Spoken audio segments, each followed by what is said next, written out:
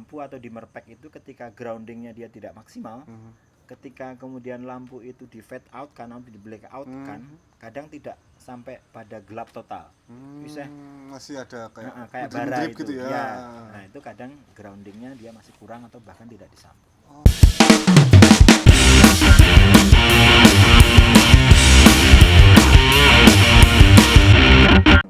Sepengetahuan jenengan sebenarnya fungsi tata cahaya selain menerangi aktor atau menerangi setting di panggung apa aja sih Mas?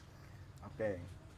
Sebenarnya saya juga punya ruang atau kadang di waktu-waktu tertentu juga diajak sama komunitas atau kelompok mana untuk Mas mbok workshop tata cahaya. Mbok iyo saya bilang begitu. Jadi tapi memang saya tidak akan menargetkan jadi bahwa orang yang saya beri workshop itu kemudian akan menjadi lighting man atau penata cahaya juga tidak. Itu karep toh. Wes sok tadi lighting ya Ci misalnya Ci. Wegah Mas aku arep dodolan bakso wae misalnya. Jadi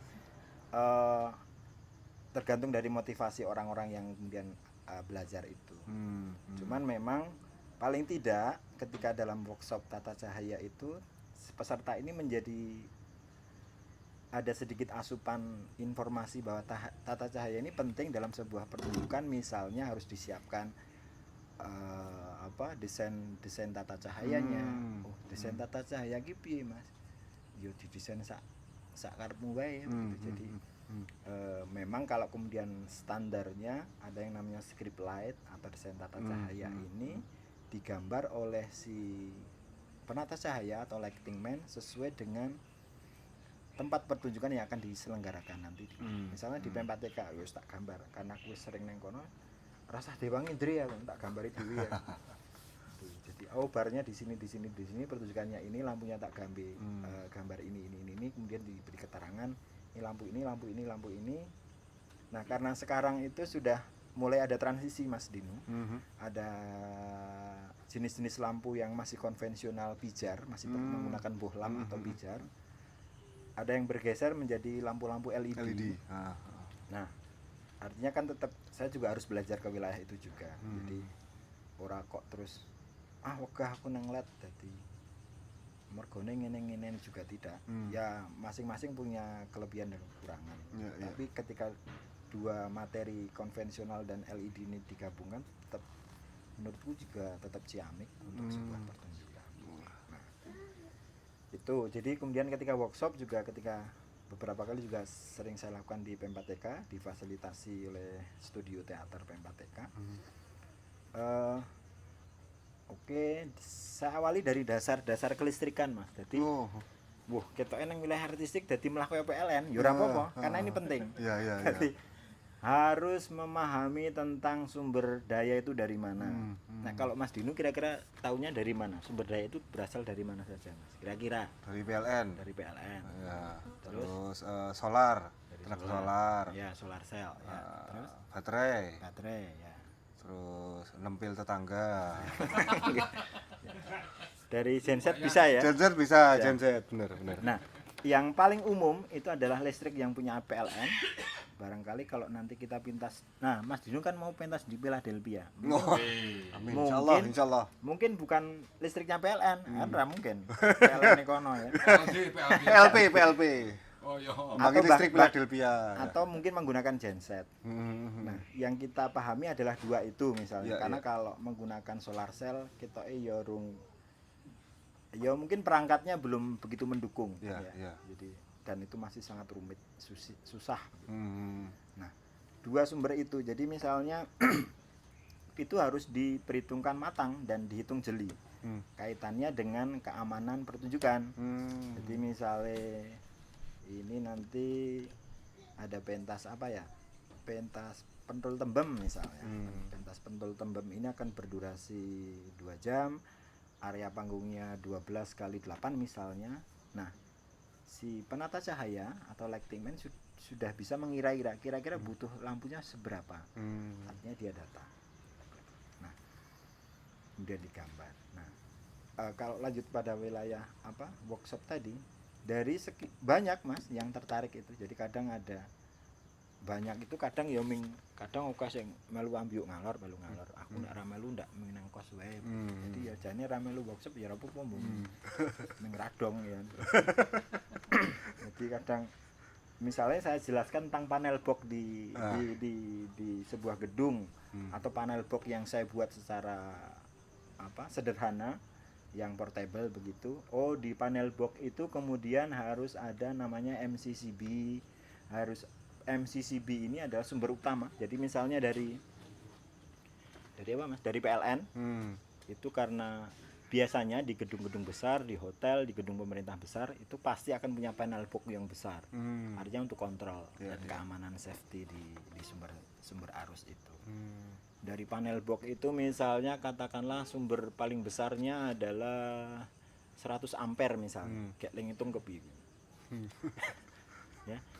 Jadi misalnya ada MCCB besar dijegleke kayak gitu. Jadi nah itu nanti kemudian akan ada muncul namanya RST. Oh, RST apa mana?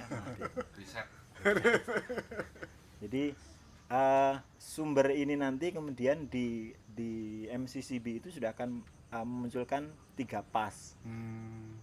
Ini kesepakatan internasional saja. Jadi ora kudu dijenengi RST ya ora apa-apa. Misalnya dijenengi telo, tape karo gendar misalnya ya ora apa-apa. Nek kabeh sepakat tapi cuman kesepakatannya RST ya, lebih mudah. Dan mungkin Mas Dino juga atau pemirsa itu nek dilalah liwat cagak listrik atau lewat sutet, oh ternyata ono RST niki kok ono hurufe ning kene. Oh berarti itu adalah arus. Kuwi ono aruse gitu. Makanya aja ditemok.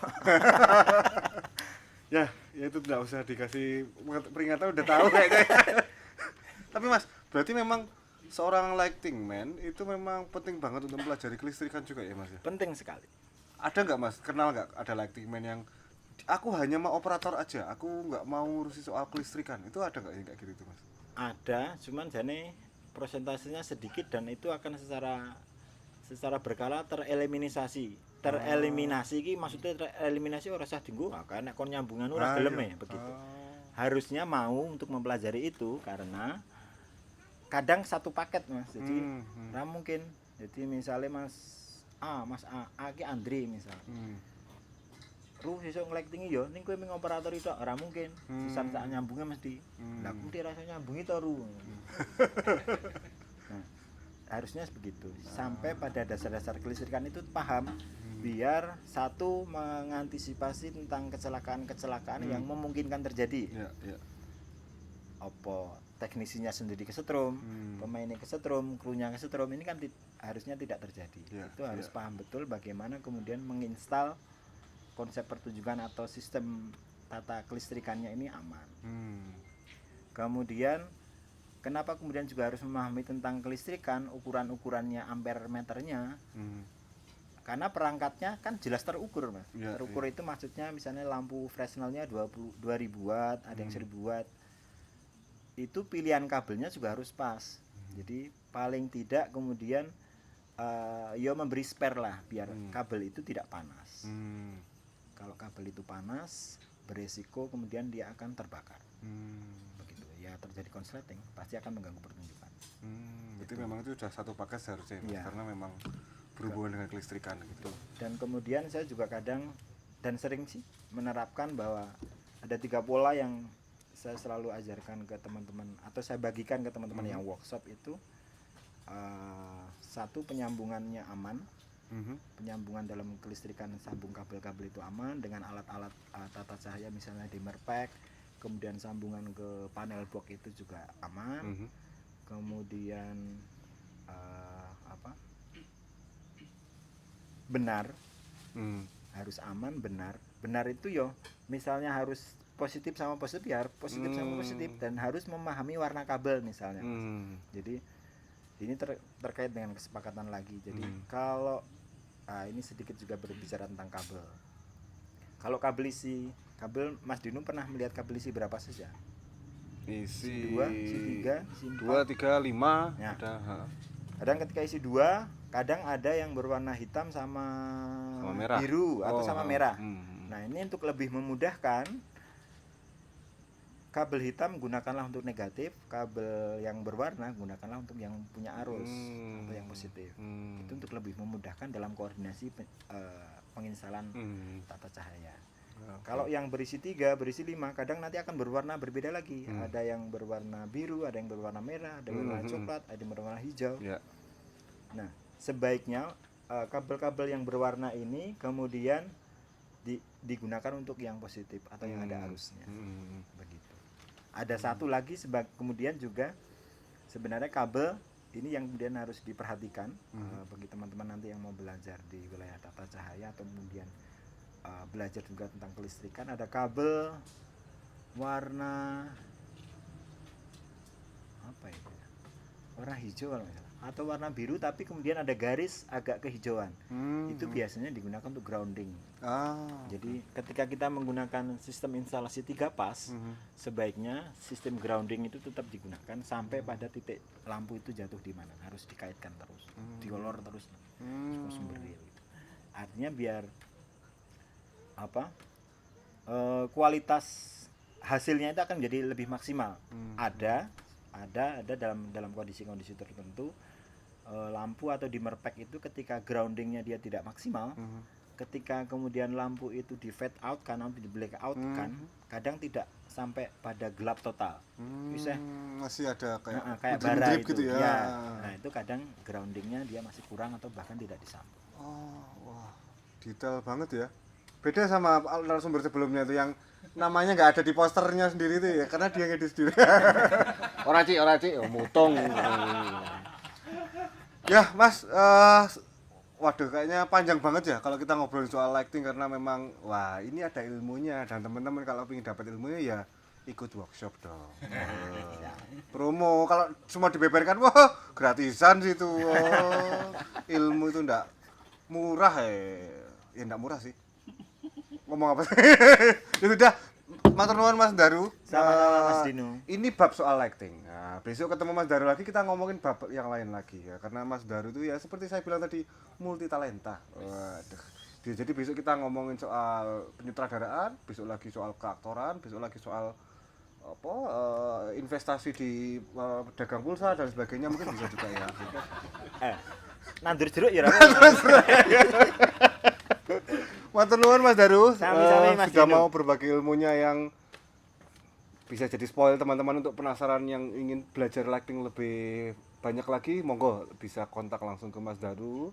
Terima kasih, kita jumpa lagi di pertemuan berikutnya dengan narasumber yang berbeda. Salam budaya.